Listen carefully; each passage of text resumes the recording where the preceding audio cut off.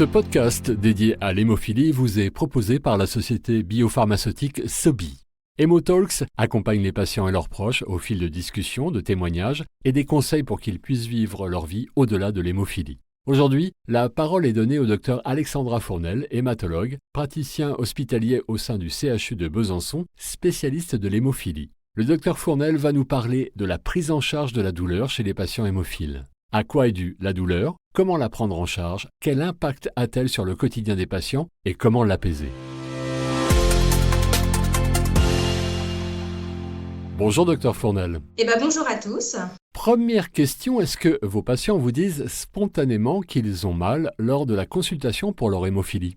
Malheureusement, pas toujours. La question de la douleur, elle n'est pas au premier plan de la consultation. Souvent, ils consultent pour autre chose, un saignement ou vraiment leur traitement anti-hémophilique ou toute autre demande. Et puis, la douleur, elle va pas être en premier lieu de cette consultation. Alors, moi, j'ai la chance de faire la pédiatrie et puis l'adulte. Et donc, je vois qu'au niveau des différences de génération, on n'a pas le même ressenti de la douleur et ça va pas être le même point d'ordre pour la consultation. C'est-à-dire que les patients qui n'ont pas connu les traitements, la prophylaxie ou connu d'autres traitements pour les hémarthroses ou les saignements, eux, ils vont pas me parler de la douleur parce que la douleur, elle fait partie de leur quotidien depuis leur enfance. Et donc, ça va pas être le point d'ordre de la consultation. Les patients plus jeunes qui ont accès à la prophylaxie, qui connaissent moins le vécu douloureux, on va dire, de leur quotidien, eux vont plus axer la consultation sur la douleur.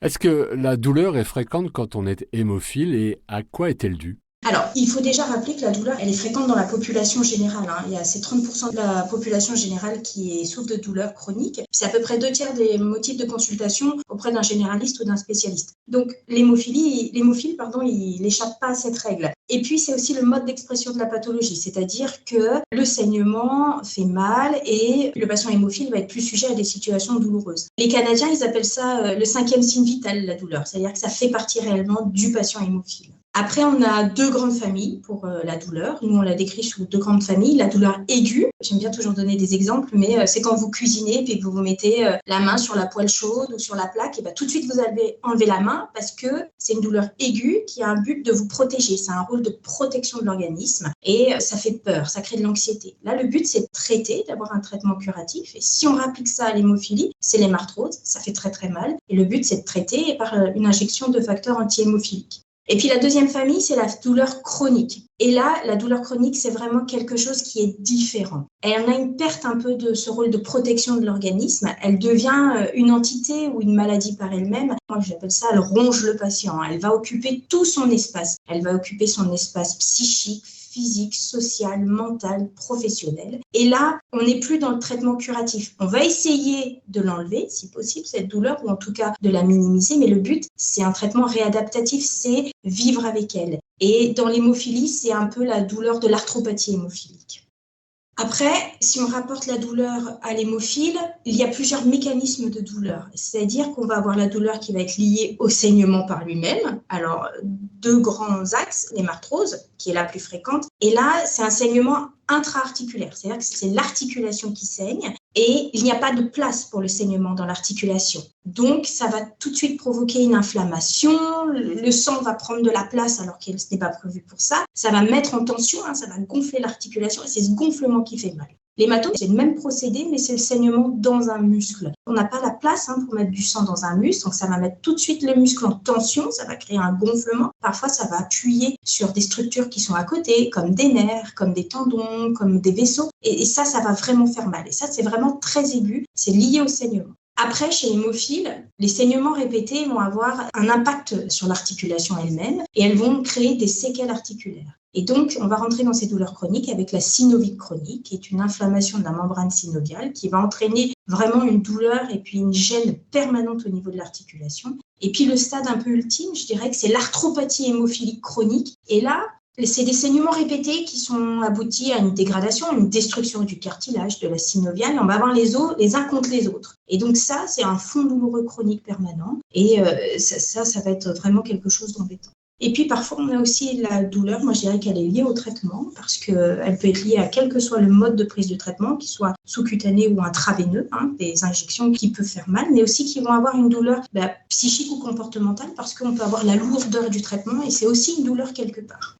Comment évaluez-vous cette douleur chez les adultes et chez les enfants et comment la suivez-vous dans le temps? Alors, l'évaluation, c'est quelque chose qui est quand même difficile. C'est une étape clé, mais c'est complexe. Pourquoi ? Parce qu'il n'y a pas de gadget pour mesurer la douleur. Et je ne peux pas faire de scanner, je ne peux pas faire de prise de sang. J'ai rien de matériel pour pouvoir l'évaluer. Il va falloir que le patient me la décrive. Elle se base vraiment sur la parole du patient. Donc, il faut que lui soit capable de libérer sa parole, qui m'explique réellement la localisation, l'intensité, qu'est-ce qui va engendrer ou qu'est-ce qui va calmer sa douleur. Donc, c'est assez compliqué. L'évaluation, elle se base sur du relationnel. Après, chez l'adulte, c'est un petit peu plus facile parce qu'on va pouvoir utiliser des outils et des échelles de douleur. Donc, on a les échelles les plus connues qui sont les VA. C'est la réglette de 1 à 10 ou l'échelle des visages. Nous, on va faire des scores qui sont adaptés aux douleurs articulaires et puis on va avoir des questionnaires qui sont adaptés à des douleurs neuropathiques ou des douleurs aiguës. Mais ça va être plus facile chez l'adulte. Et on va pouvoir répéter ces scores. Alors,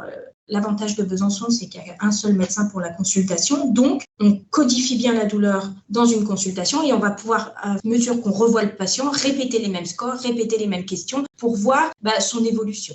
Comme je fais de la pédiatrie, c'est plus difficile chez l'enfant. L'enfant, il va pouvoir évaluer sa douleur, je dirais à partir de l'âge de 4-5 ans. On va avoir une auto-évaluation qui va être possible. On va pouvoir utiliser des petits outils, notamment comme montrer la douleur sur un schéma ou l'échelle des visages ou moi, des fois, je fais l'échelle des couleurs. Alors, ça, c'est parce que je travaille avec mes enfants, mais le rouge, ça fait très mal, l'orange, moins mal, le jaune, ça va, le vert, c'est parfait. Donc, on essaye d'adapter aussi nos évaluations aux enfants. Avant 4 ans, c'est plus compliqué parce que des fois, il n'arrive pas à avoir une auto-évaluation. Donc, on va avoir une hétéro-évaluation. Et donc là, on va essayer d'impliquer les parents. Pas toujours facile parce que c'est eux qui connaissent le mieux leur enfant. En tout cas, c'est eux qui l'ont au quotidien devant eux. Donc, on va leur demander s'il y a des modifications du comportement de l'enfant. Est-ce qu'il fait des gestes de protection vis-à-vis d'une articulation ? Est-ce qu'il grimace dans certaines situations ? Est-ce qu'il y avait des choses qu'il aimait faire qu'il ne veut plus faire parce qu'il peut avoir mal dans certaines situations ? Est-ce qu'il a une agitation ? Donc, on va essayer d'impliquer les parents. On va essayer de répéter cette évaluation par les parents, mais c'est beaucoup plus difficile. Comment la douleur peut-elle impacter le quotidien des patients ?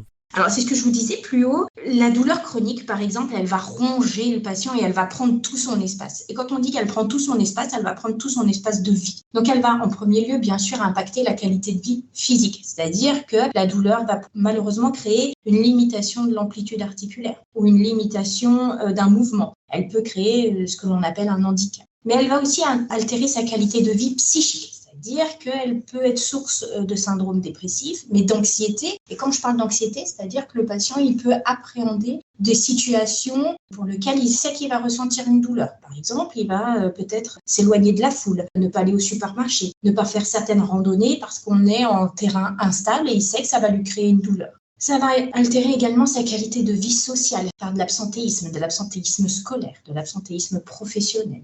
Et puis, ça va impacter, je dirais, sa perception de la douleur. C'est ce que je vous disais au début. Parfois, le patient qui est d'une génération qui n'a pas connu la prophylaxie, lui, la douleur, c'est son quotidien. Et donc, la perception d'une nouvelle douleur, elle peut être minimisée, elle peut être occultée ou on peut être un déni d'une nouvelle douleur. C'est-à-dire qu'on ne va pas pouvoir accéder à une autre douleur qu'on pourrait traiter. Et puis, la dernière chose, c'est la qualité de vie familiale. Souvent, le patient, il croit qu'il est tout seul face à la douleur. C'est lui qui la ressent. En effet, c'est lui, malheureusement, qui en est affecté le plus. Mais il croit qu'elle affecte personne d'autre. Alors que son entourage, parfois, il est aussi affecté parce que l'entourage voit que le patient, il a mal et parfois impuissant face à cette douleur. Et ça peut créer de la souffrance au niveau du noyau familial. Donc, ça impacte vraiment le patient, je dirais, sur tous les plans.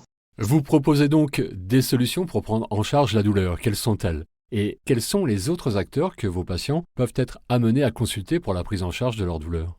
Alors, on a 2 axes de travail pour la prise en charge de la douleur. Je dirais qu'on a un axe de travail qui est plus terre-à-terre, qui est plus médical, c'est la solution médicamenteuse. Alors, avec en premier lieu le traitement anti-hémophilique, la prophylaxie, quel qu'en soit le traitement, quelle qu'en soit la thérapeutique prescrite. Elle jouera un rôle important dans le traitement de la douleur. Et puis, il ne faut pas oublier le traitement analgésique, qui va être le traitement antalgique. Il a sa place et souvent on l'oublie. Moi, je vois des mamans qui m'appellent parce que leur enfant il a une hémarthrose et on va se focaliser sur le traitement anti-hémophilique. L'injection, il faut qu'il ait son injection, il faut la réussir. Et puis, on oublie de prescrire un traitement antalgique pour les 24-48 premières heures parce qu'on est tellement content qu'il ait eu son injection qu'on ne fait pas une coprescription antalgique alors qu'elle est nécessaire et puis qu'elle est utile. Donc ça, c'est vraiment, on va dire, nos deux principaux traitements, les anti-hémophiliques et l'antalgique. Et puis, on voit que depuis quelques années, on développe le traitement non médicamenteux. Alors nous, à Besançon, on essaye de le faire. C'est pas toujours facile. Donc, c'est la prise en charge non pharmacologique qui ne passe pas par la prescription de médicaments. Elle peut être vue comme étant inefficace par le patient ou une perte de temps. Et puis, des fois, ils ont peur qu'on aggrave certaines situations. Alors que pour nous, elle nous permet de débloquer de certaines situations. Puis surtout, elle va nous permettre parfois de retarder certaines prises en charge invasives,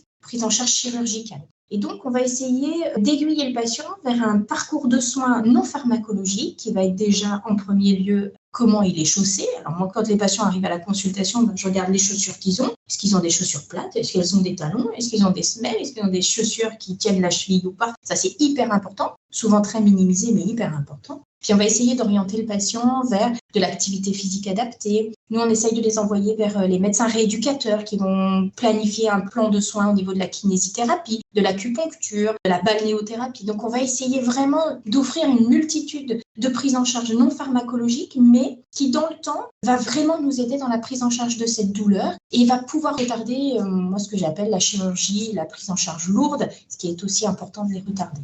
Docteur Fournel, quelles sont vos recommandations pour les patients hémophiles et leurs familles qui nous écoutent? Alors déjà, je dirais que c'est un travail d'équipe.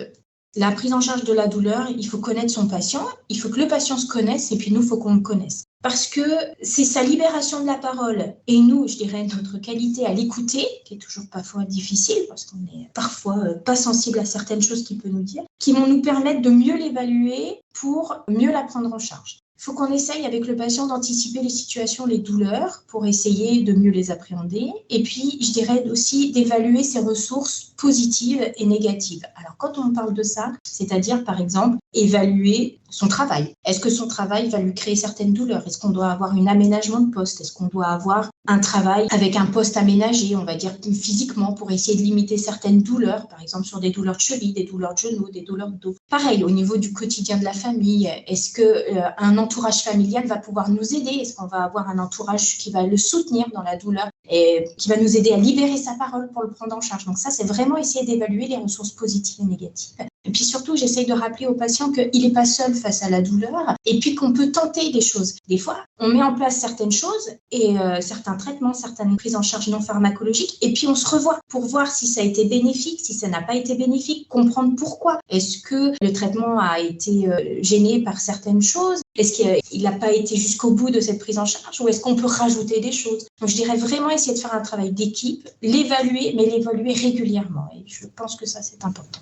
Merci beaucoup, Dr Fournel, pour votre éclairage sur la prise en charge de la douleur chez les patients hémophiles. Eh bien, écoutez, merci beaucoup pour votre sollicitation et de m'avoir permis de parler de ce sujet qui nous tient à cœur. Nous vous donnons rendez-vous prochainement sur Hémotalks pour un nouvel épisode consacré à l'hémophilie. Pour toute demande d'information médicale, veuillez nous envoyer un email à medinfo.fr@sobi.com.